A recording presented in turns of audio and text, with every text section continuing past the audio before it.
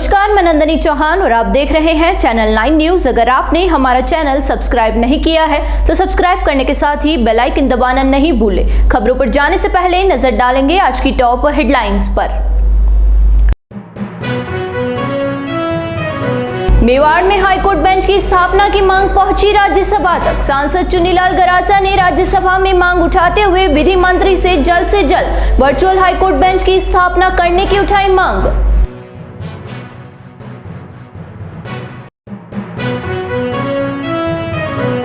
MB hospital के resident doctors की हड़ताल से चरमराई व्यवस्थाएं। ओपीडी, आईसीयू सहित आपातकालीन सेवाएं हुई बाधित। मांगे पूरी नहीं होने तक रेजिडेंट नहीं लौटेंगे काम पर।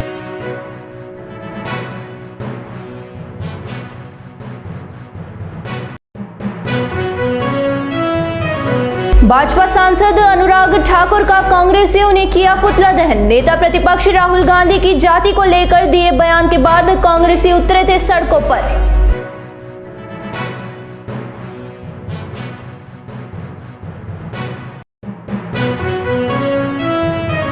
अब खबरें विस्तार से। राज्यसभा सांसद चुन्नीलाल गरासिया ने उदयपुर की 4 दशक पुरानी हाईकोर्ट बेंच की मांग को बुधवार को राज्यसभा में चेयरमैन के सामने रखा। गरासिया ने इस मांग का उल्लेख करते हुए कहा कि उदयपुर संभाग एक जनजातीय बहुल्य क्षेत्र है और भारत सरकार के शेड्यूल V5 में टीएसपी क्षेत्र घोषित है। उदयपुर संभाग मुख्यालय पर कई वर्षों से हाईकोर्ट बेंच स्थापित करने की मांग चल रही है।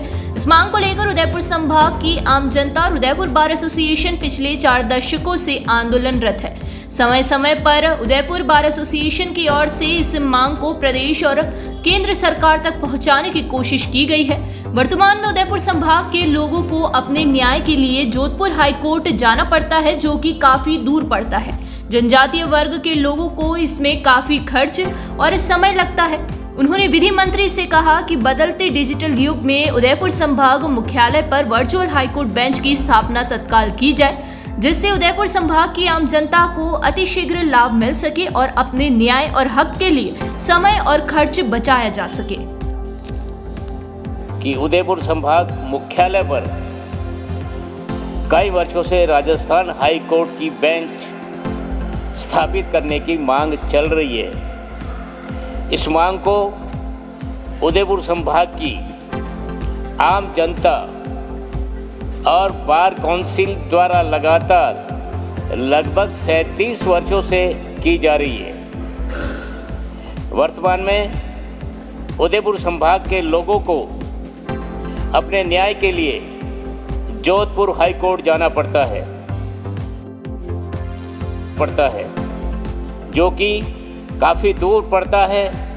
जनजाति वर्ग के लोगों को काफ़ी खर्चीला और समय लगता है। इस विषय को लेकर आपके माध्यम से मैं विधि मंत्री जी से आग्रह करना चाहता हूं, अपनी मांग रखना चाहता हूं कि बदलते डिजिटल युग में उदयपुर संभाग मुख्यालय पर वर्चुअल हाईकोर्ट बेंच की स्थापना तत्काल की जाए, जिससे उदयपुर संभाग की आम जनता को अतिशीघ्र लाभ मिल सके। संभाग के सबसे बड़े एमबी हॉस्पिटल में बुधवार को रेजिडेंट डॉक्टर्स के हड़ताल पर चले जाने से सारी व्यवस्थाएं चरमरा गई। हॉस्पिटल में ओपीडी, आईसीयू सहित आपातकालीन सेवाएं पूर्ण रूप से बाधित रही। 650 रेजिडेंट डॉक्टर्स के एक साथ हड़ताल पर चले जाने से सीनियर डॉक्टर्स ने मोर्चा संभाला, लेकिन मरीजों की संख्या अधिक होने से ओपीडी के बाहर लंबी कतारें देखने को मिली। रेजिडेंट डॉक्टर्स की अचानक हड़ताल पर चले जाने से बुधवार को कई ऑपरेशन को टालना पड़ा और कई मरीजों को ऑपरेशन की नई तारीखें दी गई। सीनियर डॉक्टर्स के मोर्चा संभालने के बाद मरीजों को कुछ हद तक राहत मिली, लेकिन रेजिडेंट डॉक्टर्स के मुकाबले सीनियर डॉक्टर्स की संख्या बहुत कम होने से मरीजों को परेशानी का सामना करना पड़ा। वहीं रेजिडेंट डॉक्टर्स एसोसिएशन के आह्वान पर रेजिडेंट के संपूर्ण कार्य बहिष्कार के निर्णय के बाद बुधवार को सभी रेजिडेंट और इंटर्न डॉक्टर्स भी हॉस्पिटल के मेन पोर्च में इकट्ठा हुए और हॉस्पिटल प्रशासन के खिलाफ जमकर नारेबाजी की। एसोसिएशन के अध्यक्ष डॉक्टर दीपक निमामा और महासचिव डॉक्टर जतिन प्रजापति ने संयुक्त रूप से बताया कि एमबी हॉस्पिटल में कार्यरत सभी रेजिडेंट डॉक्टर्स का पिछले 1 साल से स्टाइफंड वेतन, एचआरए एरिया का भुगतान नियमित रूप से नहीं किया जा रहा है। कई बार प्रशासन को अवगत करवाया गया, लेकिन प्रशासन के रवैये में कोई परिवर्तन नहीं आया। इस तरह की समस्या राजस्थान में कहीं पर भी नहीं है, लेकिन उदयपुर में इन समस्याओं का समाधान नहीं हो पा रहा है। हालांकि यहाँ पर तय नहीं है कि यह हड़ताल कब तक चलेगी, लेकिन रेजिडेंट डॉक्टर्स का मानना है कि जब तक हमारी मांगे पूरी नहीं होती तब तक वे काम पर नहीं लौटेंगे। सर, आर.एन.टी. मेडिकल कॉलेज के करीब 650 रेजिडेंट पिछले 1-1.5 साल से उनके नियमित स्टाइपेंड और वेतन के लिए संघर्ष कर रहे हैं। हमें ये नियमित रूप से नहीं मिल रहा है। सीनियर रेजिडेंट को हमारे 3 महीने का बकाया, हमारा 2 महीने का बकाया, ये तो अभी करंटली है, और पहले अभी 2023 का नवंबर का भी 2023 बैच का बाकी है। तो इस तरीके की अनियमितताएं जो हैं वो करीब साल भर से चल रही हैं। हमारे एचआरए का भुगतान नहीं हुआ। जो 50 ऐसे लोग थे जो हॉस्टल में नहीं रह रहे, इन्होंने ही खाली कराया था और उन्होंने अपनी एनओसी सबमिट कर दी। उसके बाद भी उनको अभी तक एचआरए का भुगतान नहीं किया गया। तो ये वेतन की जो अनियमितता है, जो समय पे भुगतान नहीं हो रहा है, जबकि रेजिडेंट 24 घंटे इस अस्पताल में दिन रात सेवाएं दे रहा है, तो उसको भी अगर ये प्रॉब्लम फेस करनी पड़ रही है तो ये हमारे लिए बड़ा ही निराशाजनक है। 6 जून को हमारा इस हड़ताल पे जाने का था, तो तब हमें प्रिंसिपल सर के आश्वासन के बाद में हमने उसको विड्रॉ कर लिया था। तो उस टाइम उन्होंने कहा था कि बहुत जल्द आपका ये सॉर्ट आउट हो जाएगा मैटर, लेकिन उसके बाद भी हुआ नहीं। जून का पेमेंट अभी तक हमारा पेंडिंग है। तो 19 जुलाई को भी सर से हम मिले थे, इसी रिगार्डिंग बात की थी। तो तब भी उनका ये था कि इस महीने के अंत तक हमारा जो भी भुगतान है वो हो जाएगा। तो उनके आश्वासन पे हमने काफ़ी समय वेट किया, लेकिन अब हमारा सब्र जवाब दे गया, इसलिए हम हड़ताल पे जा रहे हैं। बिल्कुल सर, हम भी स्ट्राइक तो नहीं चाहते मानवता के नाते, लेकिन परेशानी तो हो रही है मरीजों की। हालांकि उसकी वैकल्पिक व्यवस्थाएं प्रशासन के द्वारा की जा रही हैं, लेकिन फिर भी रेजिडेंट के नहीं होने से काफ़ी फर्क पड़ता है। तो हम हमारे प्रशासन से यही उम्मीद करेंगे, सरकार भी इस पर ध्यान दे कि जल्द से जल्द हमारा जितना भी बकाया वेतन स्टाइपेंड है उसका समय पर बस भुगतान हो जाए। तो हम तो विड्रॉ कर लेंगे, आज हो जाए आज, हम तो वापस आ जाएंगे। इस मामले में RNT. Medical college principal doctor Vipin Mathur का कहना है कि हमने रेजिडेंट्स को खूब समझाया कि 1-2 दिन की हड़ताल भी मरीजों के लिए ठीक नहीं है। यहाँ तक कि हमने जयपुर के चिकित्सा विभाग के डायरेक्टर से भी रेजिडेंट यूनियन के अध्यक्ष की वार्ता करवाई। यहाँ से उन्होंने 1-2 दिन में पैसा रिलीज करने की बात कही गई। इसके बावजूद रेजिडेंट्स ने हठधर्मिता नहीं छोड़ी। यह बहुत ही दुर्भाग्यपूर्ण है कि जो बच्चे भविष्य में हमारा स्थान लेंगे वो गैर जिम्मेदाराना तरीके से हड़ताल पर चले जाएंगे। देखिए, आज जैसा आपको ज्ञात है कि आज सुबह 8 बजे से हमारे जितने भी रेजिडेंट डॉक्टर्स हैं, जो कि हमारे MD-MS कोर्सेज के हैं और DM-MCH कोर्सेज के हैं, इन सब लोगों ने जो है वो सुबह आज 8 बजे से सारे कार्य का संपूर्ण बहिष्कार करने का निर्णय लिया है। अब इसके अंदर जो सबसे महत्वपूर्ण बात समझने की है वो ये है कि ये रेजिडेंट डॉक्टर्स ये डिमांड कर रहे थे कि उनकी कुछ सैलरीज बाकी हैं, और उसमें जब पूरा सारा हमने उसको अच्छी तरह से देखा तो उसमें ये पता लगा कि उनको 1 महीने की ज़्यादातर लोगों को वो सैलरी नहीं मिली, और वो भी डिस्क्रिपेंसी इसलिए रही कि कुछ हमको नई पोस्ट मिली हैं जिनके कारण थोड़ा सा जो है वो पैसे का उधर हमको थोड़ा सा पैसा शिफ्ट करना पड़ा। तो 1 महीने की सैलरी जो है उसके लिए भी हमने उनको आश्वस्त किया था ये चीज़, क्योंकि विधानसभा अभी चल रही थी और जब तक कि जो है वो वहाँ से आदेश पारित नहीं होते हैं, बजट सैंक्शन नहीं होता है, तब तक जो है वो किसी की भी राज्य सरकार के कर्मचारी की सैलरी रिलीज नहीं करी जा सकती। तो हमने उनको ये एश्योर किया था कि 31 तारीख जो आज है, जैसे 31 तारीख को आज इवनिंग तक हमको, रात तक हमको बजट मिल जाएगा, और 1 तारीख को हमारे सारे उनके बिल्स तैयार हैं और हमको ट्रेजरी में भेजने हैं जहाँ 1 दिन लगता है ज़्यादा से ज़्यादा। तो 1 या 2 तारीख को सभी रेजिडेंट डॉक्टर्स की सैलरी उनको मिल जाती, लेकिन उसके बावजूद भी हठधर्मिता के कारण वो नहीं मान रहे हैं, और एक उन्होंने इतना बड़ा जो है वो निर्णय स्ट्राइक पे जाने का ले लिया है। राज्य सरकार को भी हमने सूचित किया है। इसमें हमारी तरफ से हमने पूरा प्रयास किया और उनको भरसक इस चीज के बारे में समझाया कि 1 या 2 दिन की भी स्ट्राइक जो है वो हमारे मरीजों के लिए अच्छी नहीं है। लेकिन और यहाँ तक भी हमने किया कि जो प्रेसिडेंट है हमारे यूनियन के, उनकी वार्ता हमने डायरेक्टर बजट से करवाई, और वहां से भी उन अधिकारी ने भी उनको एश्योर किया कि जो हम यहाँ से उनको सूचना दे रहे हैं कि आज पैसा आ जाएगा और कल परसों तक मिल जाएगा, उसके बावजूद भी जो है उन्होंने अपनी हठधर्मिता नहीं छोड़ी। तो ये बहुत ही दुर्भाग्यपूर्ण है कि ये जो हमारे बच्चे जो भविष्य में हमारा स्थान लेंगे वो थोड़े गैर जिम्मेवाराना तरीके से स्ट्राइक पे चले गए। पर मैं आशा करता हूं कि वो 1 या 2 दिन में जैसे ही पैसे मिलेंगे वो पुनः काम पे लौट आएंगे। सर, अभी किस तरह की व्यवस्थाएं हॉस्पिटल में उनके जाने से आप संभाल रहे हैं? देखिए, थोड़ा हॉस्पिटल पे अचानक रेजिडेंट डॉक्टर्स के जाने से दबाव तो आता ही है, लेकिन हमारे जो फैकल्टी मेंबर्स हैं और हमारे जो मेडिकल ऑफिसर्स हैं वो बिल्कुल मुस्तैद हैं। हमारे सभी सुपरिंटेंडेंट्स ने round the clock senior doctors की ड्यूटीज़ जो है वो सभी जगह, चाहे वो आईसीयू हो, चाहे वो थिएटर्स हो, चाहे वार्ड्स हो, वहाँ लगा दी है। और हमने हमारे जॉइंट डायरेक्टर साहब जो मेडिकल एंड हेल्थ के हैं उनसे भी हमने जो है वो। भाजपा सांसद और पूर्व केंद्रीय मंत्री अनुराग ठाकुर की ओर से मंगलवार को लोकसभा में दिए भाषण के दौरान कांग्रेस के पूर्व राष्ट्रीय अध्यक्ष और नेता प्रतिपक्ष राहुल गांधी की जाति को लेकर दिए बयान के विरोध में बुधवार को कांग्रेस की ओर से ठाकुर का पुतला दहन किया गया। दरअसल अनुराग ठाकुर ने संसद में जातिगत जनगणना के मुद्दे पर राहुल का नाम लिए बिना सवाल किया, जिससे सदन में काफी हंगामा हुआ। नेता प्रतिपक्ष राहुल गांधी ने अनुराग के जाति पूछने को अपना अपमान बताया। उसके बाद पूरे देश में अनुराग ठाकुर के खिलाफ विरोध प्रदर्शन किया जा रहा है। इसी कड़ी में शहर जिला कांग्रेस कमेटी की ओर से बुधवार को जिला कलेक्ट्रेट के बाहर अनुराग ठाकुर के खिलाफ जमकर नारेबाजी की और पुतला दहन किया गया। कांग्रेस पदाधिकारियों ने राष्ट्रपति के नाम जिला कलेक्टर को ज्ञापन सौंपकर अनुराग ठाकुर की संसदीय सदस्यता बर्खास्त करने की मांग की। जिला अध्यक्ष फतेह सिंह राठौड़ ने बताया कि जिस तरह से राहुल गांधी पर भाजपा सांसद अनुराग ठाकुर द्वारा अपशब्दों का प्रयोग कर उन्हें अपमानित किया है, इससे कांग्रेस कार्यकर्ताओं में काफी विरोध है। प्रदर्शन के दौरान शहर जिला कांग्रेस कमेटी के उपाध्यक्ष, महासचिव सहित कई पदाधिकारी भी मौजूद रहे। आज उदयपुर शहर जिला कांग्रेस कमेटी के द्वारा लोकसभा में भारतीय जनता पार्टी के सांसद श्री अनुराग ठाकुर के द्वारा हमारे नेता, विपक्ष के नेता राहुल गांधी जी के खिलाफ जो अशोभनीय टिप्पणी करी है, उसके लिए शहर जिला कांग्रेस कमेटी के सभी पदाधिकारी और कार्यकर्ताओं ने ज्ञापन दिया है और उनका पुतला जलाया है। और राष्ट्रपति महोदय को जो हमने ज्ञापन दिया उसमें लिखा है कि अनुराग जी ठाकुर की सांसद की सदस्यता बर्खास्त की जाए। जिस तरह से सत्ता के नशे में मोदी के जो मंत्री और सांसद जो विपक्ष के नेताओं के साथ जो व्यवहार कर रहे हैं, उसके लिए हमने ज्ञापन दिया। इंडिया गठबंधन के नेताओं को जिस तरह से जेल में ठूंसा जा रहा है, उसके लिए हमने ज्ञापन दिया और मांग करी है कि इनको तुरंत प्रभाव से बर्खास्त किया जाए। प्रदेश में सफाई कर्मचारियों के पद पर होने वाली भर्ती में वाल्मीकि समाज के लोगों को प्राथमिकता मिले, इसके लिए प्रदेश भर में अखिल भारतीय सफाई कांग्रेस के बैनर तले हड़ताल की जा रही है।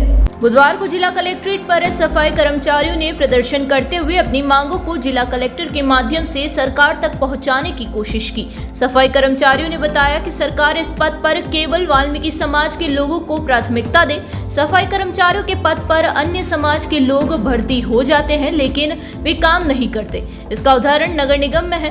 पूर्व में हुई भर्ती में 25 व्यक्ति ऐसे हैं जो कि सफाई कर्मचारी के पद पर भर्ती है, लेकिन उन्होंने कभी भी सफाई का कार्य नहीं किया। इसलिए वाल्मीकि समाज के लोगों को भर्ती किया जाए ताकि सफाई का कार्य सुचारू हो सके। वहीं सफाई कर्मचारियों की हड़ताल की वजह से शहर में सफाई का कार्य पूरी तरह से ठप पड़ गया है। इससे शहर में कई जगह पर गंदगी के ढेर दिखाई देने लगे हैं। सफाई कर्मचारियों की हड़ताल अनिश्चितकालीन होने से यह गंदगी के ढेर लगातार बढ़ते जाएंगे। सफाई कर्मचारियों ने साफ किया कि जब तक उनकी मांग नहीं मानी जाती तब तक वे अपनी हड़ताल को खत्म नहीं करेंगे। आज हमने जिला कलेक्टर महोदय जी को राजस्थान प्रदेश भर में चल रही है हड़ताल के समर्थन में ज्ञापन प्रेषित किया है और ज्ञापन में हम चाह रहे हैं कि वाल्मीकि समाज, हेला समाज और बिस्ती समाज को इस भर्ती में प्राथमिकता मिले। हमारी स्थानीय मांगों को लेकर भी हमने कल आयुक्त महोदय जी को ज्ञापन दिया था, लेकिन आयुक्त महोदय जी हमारी सफाई कर्मचारियों की मांगों को नहीं मान रहे। वे अपनी हठधर्मी से जो योजनाएं आती है वो हम पे लागू कर रहे हैं, जबकि जो कार्य हमारा नहीं होता है वो सफाई कर्मचारियों पर थोपा जा रहा है। हमारी मुख्य मांगों को लेकर भी हमने स्थानीय यहाँ आयुक्त महोदय जी को ज्ञापन दिया है। अगर वो भी समय रहते पूरी नहीं होगी तो हमने अनिश्चितकालीन हड़ताल के लिए आयुक्त महोदय जी को ज्ञापन प्रेषित किया। आगे अगर हमारी मांगे प्रदेश भर में पूरी नहीं होती है, हमारी स्थानीय मांगे पूरी नहीं होती, तब तक अनिश्चितकालीन हड़ताल जारी रहेगी। और हमारी स्थानीय मांगों का मैं और प्रदेश भर की मांगों में अभी तक तो हमने सफाई कर्मचारी को ही हड़ताल के लिए उनको कहा है। आगे जरूरत पड़ी तो हम डोर टू डोर कचरा संग्रह वाहन, घेरा से निकलने वाले वाहन, सभी को बाधित करेंगे, उन सभी को रोका जाएगा, चक्का जाम किया जाएगा पूरी तरह से। यहाँ रुकेंगे छोटे से ब्रेक के लिए। ब्रेक के बाद फिर हाजिर होंगे कुछ खबरों के साथ।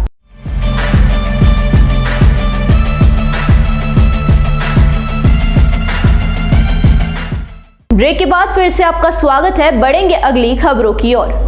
आधुनिक राजस्थान के निर्माता व प्रदेश के पूर्व मुख्यमंत्री मोहनलाल सुखाड़िया की जयंती पर उन्हें याद किया गया। इस मौके पर समाधि स्थल पर सुखाड़िया परिवार सहित कांग्रेसी नेता पहुंचे और उन्हें नमन करते हुए उन्हें पुष्पांजलि अर्पित की। वहीं समाधि स्थल पर सुबह से ही लोगों का जुटना शुरू हो गया। सभी ने सुखाड़िया की समाधि स्थल पर पुष्पांजलि अर्पित कर उन्हें नमन किया। इस मौके पर पूर्व विधानसभा अध्यक्ष डॉक्टर सीपी जोशी ने वहां पहुंचकर सुखाड़िया की समाधि पर पुष्प अर्पित किए। सुखाड़िया परिवार से उनके बेटे अरुण सुखाड़िया और उनके पोते दीपक सुखाड़िया ने सुखाड़िया की समाधि पर पुष्प चढ़ाकर नमन किया। इस दौरान शहर कांग्रेस अध्यक्ष फतेह सिंह राठौड़, पूर्व अध्यक्ष गोपाल शर्मा, पंकज शर्मा, विवेक कटारा, सुरेश श्रीमाली, दिनेश श्रीमाली, प्रमोद वर्मा, रविंद्रपाल सिंह कप्पू, दिनेश दवे आदि मौजूद थे। राजस्थान राज्य क्रीड़ा परिषद के खेल विभाग के जिला खेल अधिकारी के पद पर बुधवार को महेश पालीवाल ने ज्वाइन किया। जिला खेल अधिकारी अजीत जैन के रिटायर्ड होने के बाद क्रीड़ा परिषद की ओर से महेश पालीवाल को इस पद की नियुक्ति मिली थी। पद ग्रहण करने के साथ ही जिला खेल विभाग के सभी पदाधिकारियों के साथ साथ विभिन्न खेलों के कोच ने उन्हें बधाई दी। इस मौके पर उन्होंने सभी का आभार व्यक्त करते हुए सहयोग की अपील की। उन्होंने पद ग्रहण करने के बाद कहा कि उनकी प्राथमिकता खिलाड़ियों को आगे बढ़ाने की होगी। मेवाड़ में प्रतिभाओं की कमी नहीं है, लेकिन उन्हें सही समय पर सही ट्रेनिंग नहीं मिलने से खिलाड़ी आगे नहीं बढ़ पाते हैं। लेकिन अब कोशिश की जाएगी कि सभी खिलाड़ियों की प्रतिभाओं को पहचानने के बाद उन्हें आगे बढ़ाया जाए। इसके अलावा उन्होंने ये भी कहा कि खिलाड़ियों को अधिक से अधिक सुविधाएं मिले, इस पर और विशेष ध्यान दिया जाएगा। इस मौके पर पूर्व जिला खेल अधिकारी ललित सिंह जाला, सुखाड़िया विश्वविद्यालय के योग केंद्र के समन्वय डॉक्टर दीपेंद्र सिंह, सुईवी स्पोर्ट्स बोर्ड के सचिव भीमराज पटेल, डॉक्टर हेमराज चौधरी सहित कई खेल संगठनों के पदाधिकारी भी मौजूद थे।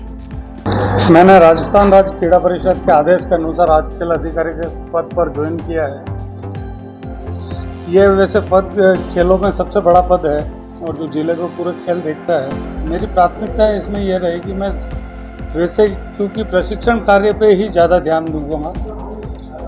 कोचेज जो अपना प्रशिक्षण कार्य कर रहे हैं वो नियमित रूप से करें, अच्छे बच्चे तैयार करें, उन पर रहेगा। दूसरा, जितनी भी हमारे पास सुविधाएँ हैं पहले उन सुविधाओं का उपयोग करें और नई सुविधाएं बनाने के लिए मैं उसमें जो प्रपोजल है, जो भी नई सुविधा डेवलप करने के लिए तो सरकार बात करती है, पहले उसके रखरखाव की बात करूंगा। पहले आप रखरखाव का क्या करेंगे, उसके बाद वो सुविधा बढ़ाने की हम प्रयास करेंगे। साथ ही जो नए बच्चे आए हैं उनको और प्रमोट करने के प्रयास करूँगा। स्कूल के साथ साथ कॉलेज में भी मैं अपना जो भी होगा सहयोग प्रदान करूँगा। धन्यवाद। उदयपुर शहर के समीप एकलिंगपुरा क्षेत्र में पवित्र श्रावण मास में पहली बार हरियाली अमावस्या के दिन शिव भक्तों की ओर से विशाल कांवड़ यात्रा निकाली जाएगी।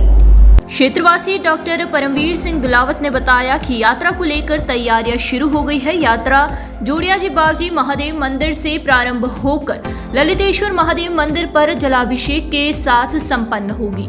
इससे पूर्व गंगा आरती का आयोजन किया जाएगा। यात्रा में शहर के विभिन्न हिंदू संगठन और स्थानीय क्षेत्रवासी महादेव की झांकियों के साथ यात्रा में सम्मिलित होंगे। यात्रा को लेकर तैयारियों को अंतरिम रूप दिया जा रहा है। आकाश एजुकेशनल सर्विसेज लिमिटेड की ओर से आकाश नेशनल टैलेंट हंट एग्जाम के नवीनतम संस्करण को बुधवार को लॉन्च किया गया। आकाश एजुकेशनल सर्विसेज लिमिटेड के एमडी और सीईओ दीपक मेहत्रा ने बताया कि एंथे ने अनगिनत छात्रों की आकांक्षाओं और क्षमताओं के बीच अंतर को पाटने में महत्वपूर्ण भूमिका निभाई है। एंथे 2024 के साथ हम भविष्य के डॉक्टर और इंजीनियर्स को विकसित करने और अगले APJ Abdul Kalam, Hg Khurana, MS Swaminathan और जेसी बोस की तलाश के लिए राष्ट्रीय प्रतिभा खोज शुरू कर रहे हैं, जो कि अग्रणी काम करेंगे और विज्ञान, प्रौद्योगिक, इंजीनियरिंग और गणित के क्षेत्र में भारत को गौरवान्वित करेंगे। इस बार एंथे अपने 15वें सफल वर्ष का जश्न मना रहा है और इसके पास श्रेष्ठ उपलब्धियों का एक शानदार रिकॉर्ड है। इन वर्षों में एंथे के कई छात्रों ने नीट यूजी और जेई एडवांस्ड जैसी प्रतिष्ठात्मक परीक्षाओं में शीर्ष स्थान हासिल किए हैं। एंथे के माध्यम से आकाश में दाखिल होने वाले कुछ प्रमुख उपलब्धियां भी शामिल है।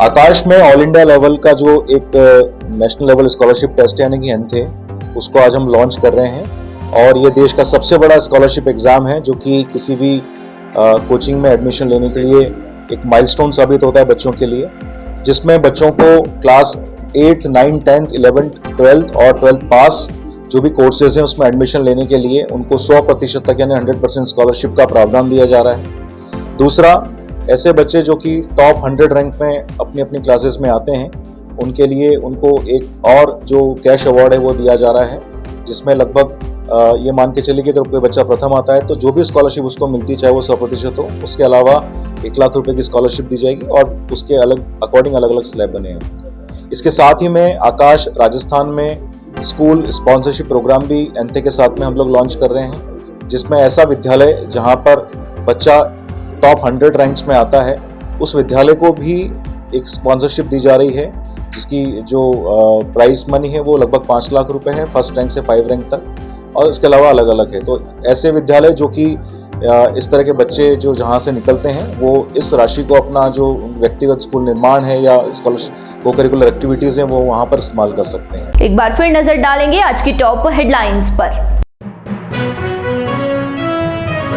मेवाड़ में हाईकोर्ट बेंच की स्थापना की मांग पहुंची राज्यसभा तक। सांसद चुन्नीलाल गरासा ने राज्यसभा में मांग उठाते हुए विधि मंत्री से जल्द वर्चुअल हाईकोर्ट बेंच की स्थापना करने की उठाई मांग।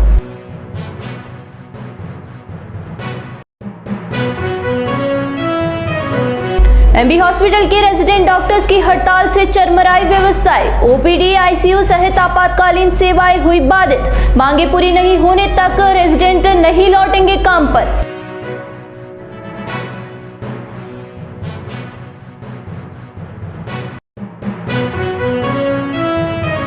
भाजपा सांसद अनुराग ठाकुर का कांग्रेसियों ने किया पुतला दहन। नेता प्रतिपक्ष राहुल गांधी की जाति को लेकर दिए बयान के बाद कांग्रेसी उतरे थे सड़कों पर।